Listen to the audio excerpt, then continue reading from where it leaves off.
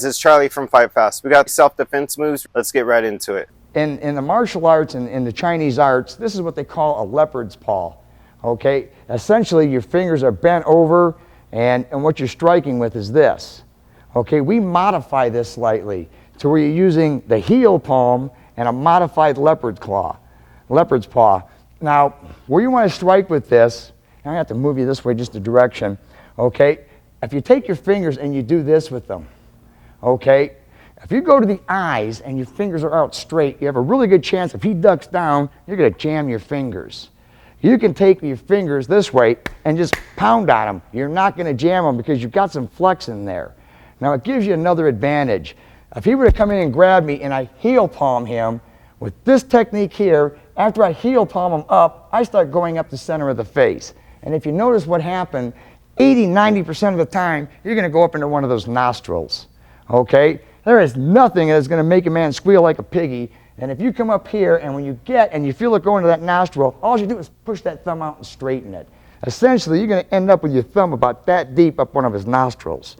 Okay, you jam it in, you get up that nostril, then you just make a fist. He's going to do anything you want him to do at this point. If you pop it in real deep and hard, essentially you're going to tear all this tissue up here. He's going to start hemorrhaging. The blood's got no place to go but down his throat. Okay? It's a technique that you only want to do if this person is really an imminent threat, because you're really going to jack him up really bad. There's a good chance that he's going to start vomiting, he's going to get blood down on his throat. Now, if you miss the nose and you keep going up, close your eyes.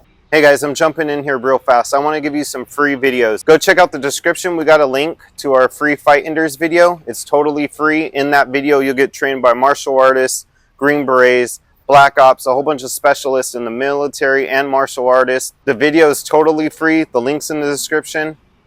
Go check it out. Back to the video.